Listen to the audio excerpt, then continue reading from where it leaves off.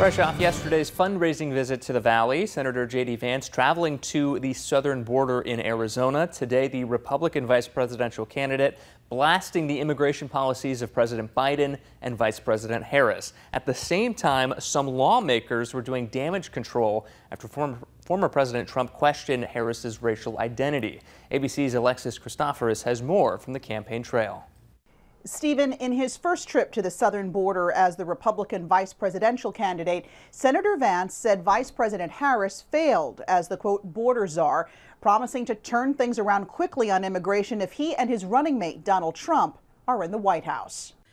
J.D. Vance touring the southern border in the battleground state of Arizona today, blaming Vice President Kamala Harris for what he says are broken promises and a failure at the border. They stopped deportations on day one. They stopped construction of the border wall on day one. The Republican vice presidential candidate claiming all of that will change if he and Donald Trump are elected in November. You've got to stop catch and release. You've got to force the asylum seekers to stay in Mexico while their claims are being adjudicated.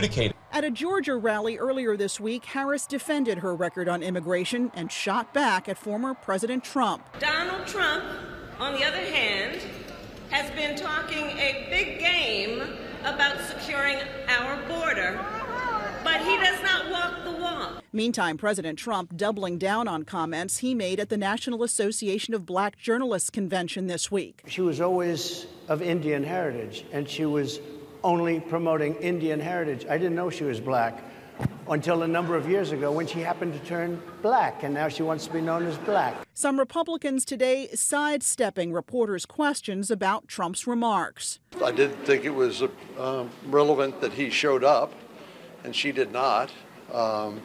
And I appreciate the fact he's willing to even appear in front of hostile audiences like that one. In Houston, Vice President Harris delivering the eulogy today for longtime Democratic lawmaker Sheila Jackson Lee, one of Congress's most prominent black women who died last month. As Harris attended Representative Lee's funeral, sources tell ABC News her vetting team met with possible vice presidential picks, Pennsylvania Governor Josh Shapiro and Arizona Senator Mark Kelly, as well as other candidates. Harris could announce her pick in the coming days.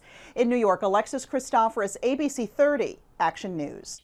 Hey Central California, stay up to date with all the most important news and weather. Don't forget to smash that like button and subscribe to ABC 30 Action News.